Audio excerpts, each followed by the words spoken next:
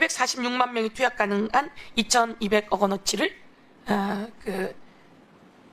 수사해서 압수했다 이런 거죠? 네, 그렇습니다.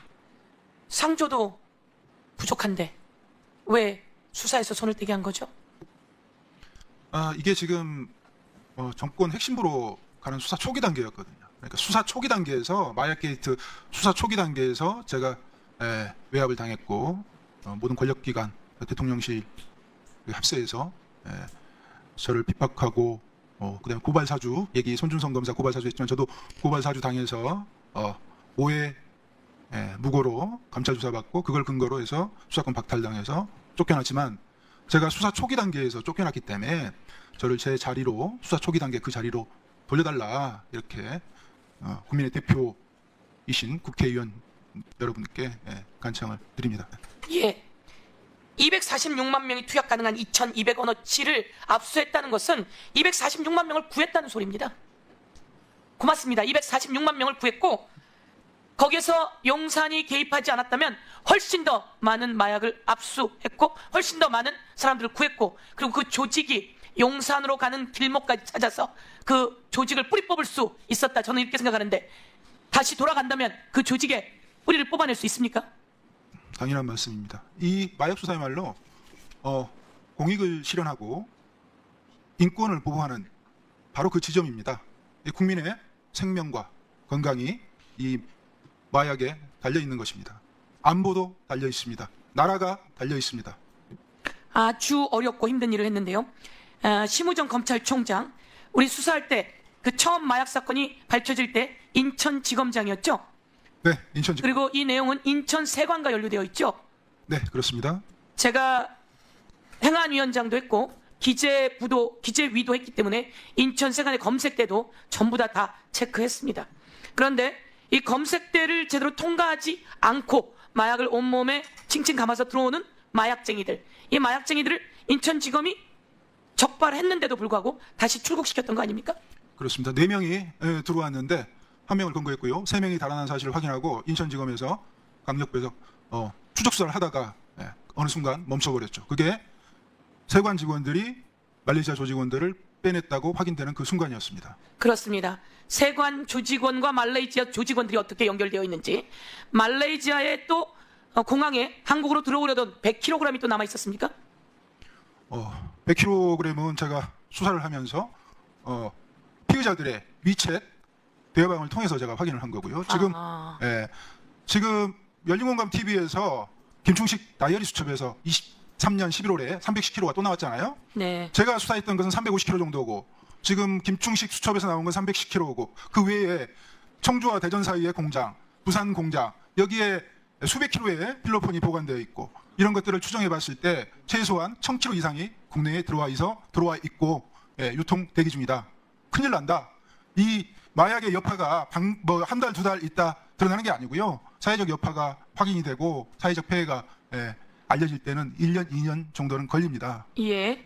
심우정이 인천지검장으로 있으면서 인천 마약 수사가 가다가 중단되었다. 심우정에 대한 수사가 필요하겠네요. 당연합니다. 심우정은 마약 게이트를 덮은 주범입니다. 마약 게이트를 덮은 주범 심우정. 인천세관 연루 사실이 드러나자마자 언론에 보도되자마자 한동훈과 이원석이 남부지검 특수부 형사 6부를 폭파해 버렸다. 이 내용은 무슨 내용입니까?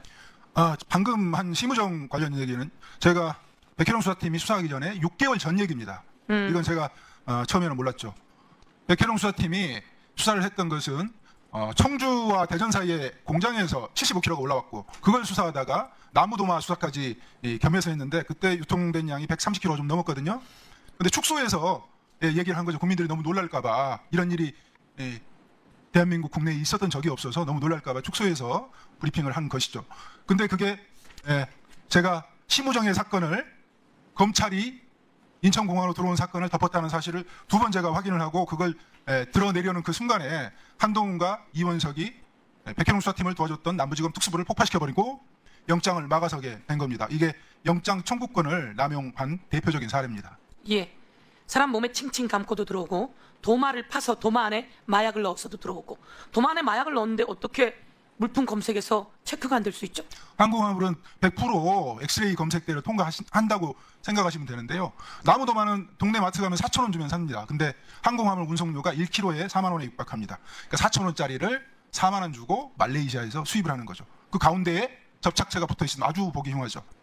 그 검색대에 100% 통과되니 100% 발견되는 것이고요. 100% 발견되는에도 불구하고 발견하지 못한 그게 문제인 거지 그때 않습니까? 세관 그 직원들이 너무 피곤해서 잠을 잤다고 그래도 전자통관 시스템이 반드시 발견해서 경고 문구를 띄워줍니다. 검사하라고. 맞습니다. 그리고 마약견이라는 존재가 있습니다. 마약견은 그 세관 직원들은 함께 구성원입니다. 함께 3교대 하고요. 연봉은 저보다 많습니다.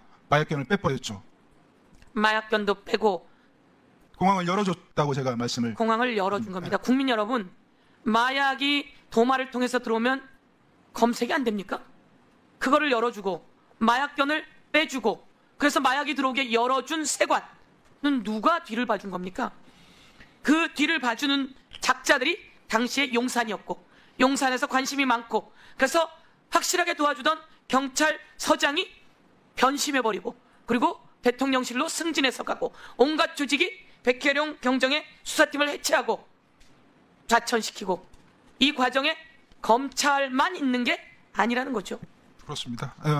우리가 권력기관의 대형, 우리가 검찰공화국 그러면 검찰 떠올리는데 정보권력기관의 대형이 있습니다. 감시자로서 국정원이 있죠. 국정원이 열어준 겁니다. 공항을. 마무리 말씀해 주시고 예, 이 맞습니다. 예. 네, 제가 발언 기회를 주셔서 감사드리는 말씀드리고요. 이 마약 게이트는 이렇게 보셔야 됩니다. 대통령 내외가 마약 수입을 했다, 마약 독점 사업을 했다. 지금 어떻습니까? 내란을 경험하고 나니 있을 수 있다는 생각이 들지 않습니까? 자, 내란을 하려면 가장 중요한 게 인적 구성이지만 또 두 번째로 중요한 게 똑같이 중요한 게 내란을 수행할 수 있는 운영 자금이죠. 내란을 수행하는 운영 자금이 합법적으로 마련될 수 있겠습니까? 그 대한민국에는 5만 원권이 지하에 엄청나게 숨어 있습니다.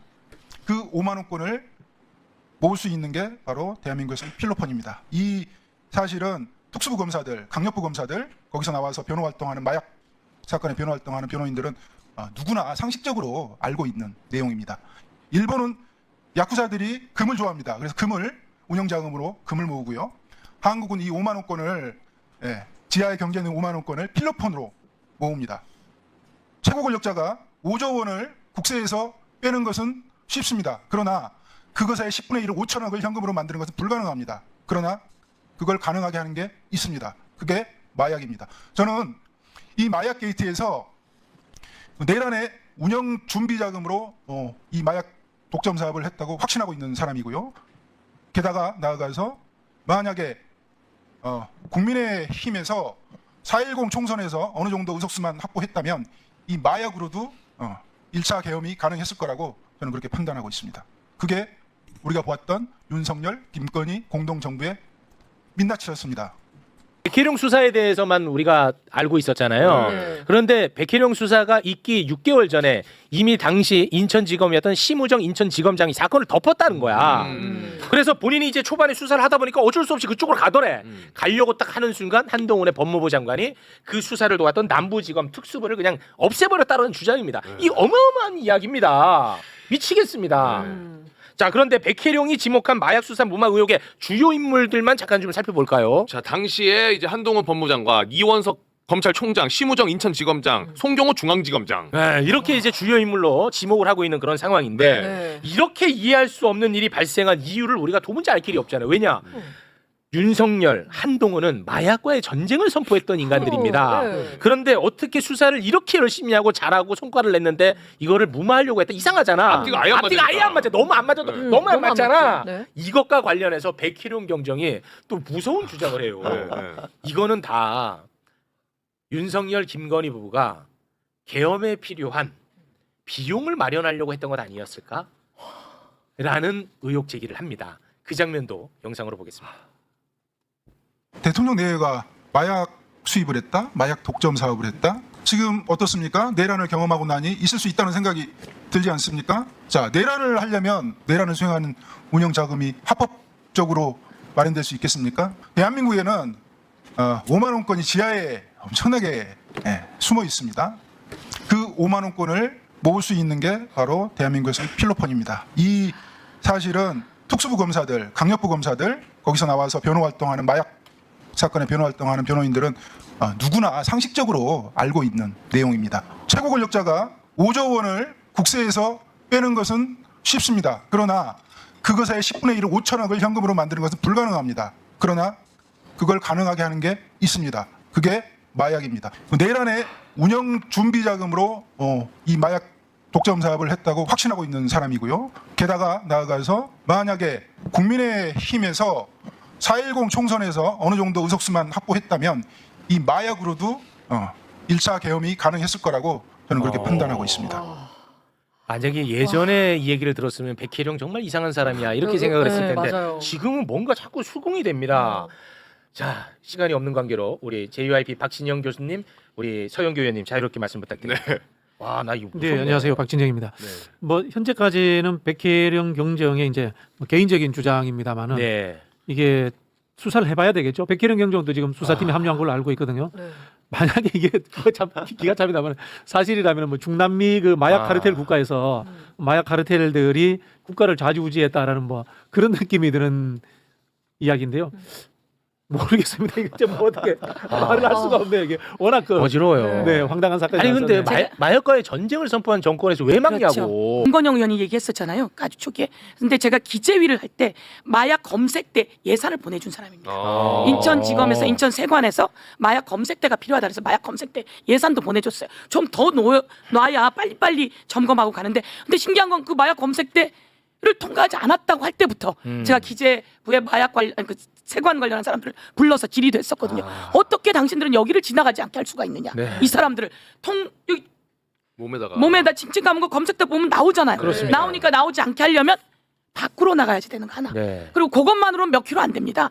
그러면서 이 사람들이 하는 말이 의원님 화물로 오는 건 다 잡습니다 이러는 거예요. 네. 근데 나중에 보니까 백계령 검정 말이 도마에 옵니다. 도마를 파서 거기다 마약을 방울도마. 넣어갖고 오거든요. 화물로 오는 이 도마로 오는 거 잡지를 또 못해요. 잡은 것들도 또 다 무마시켜버리고 네. 이게 뭐가 있다라고 해서 저희도 계속 추적해왔고 그리고 제가 요즘에 나가는 과정 속에서는 제보가 들어오는 것으로는 저수지가 있다는 겁니다. 저수지.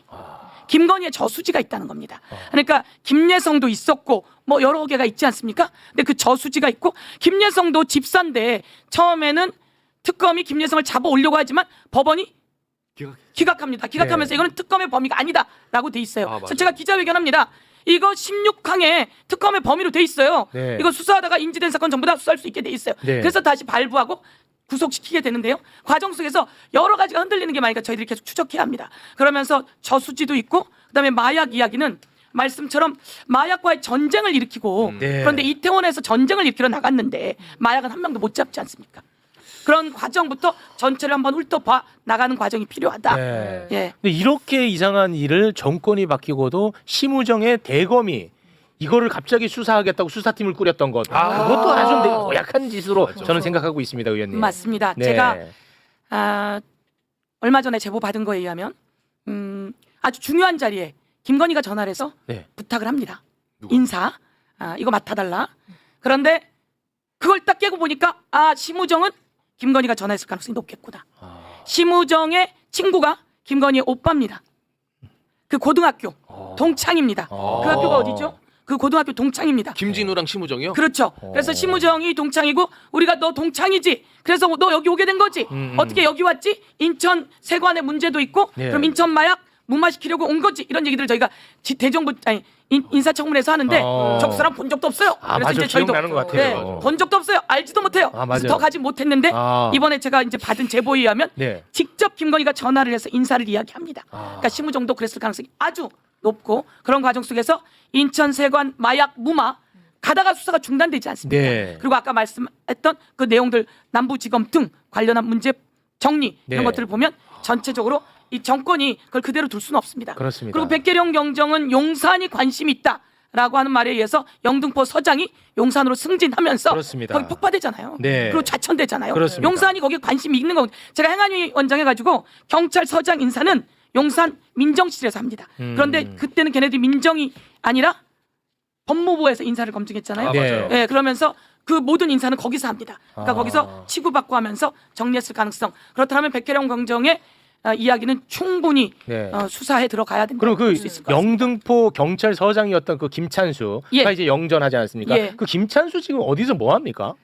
아직도 경찰 현직인 건 맞죠? 그거 다시 추적해봐야 아, 그거 돼요. 추적해야 돼. 놓치면 안 김찬수, 돼. 너 김찬수 놓치지 말랬지. 김- 내 이거만 해. 또 놓쳤잖아. 김찬수 놓치지 말라니까. 네, 오늘 김찬수. 이 자리에서 김찬수 정리해야 되네요. 네, 김찬수. 김찬수를 지금 다 네. 놓치고 있다니까. 김찬수, 우리는 기억한다. 네, 김찬수. 김찬수가 있었고요. 조병노가 있습니다. 조병로 있습니다. 조병노가 있고 조병노의 인사 청탁을 했던 관계자가 있고 그 관계자가 이종호랑 그 그렇습니다. 삼부 네. 삼부 모임을 같이 했던 사람입니다. 네, 알겠습니다. 용산과 연결이 안 돼 있을 수가 없죠. 그렇습니다. 김건희 용산이요. 맞습니다.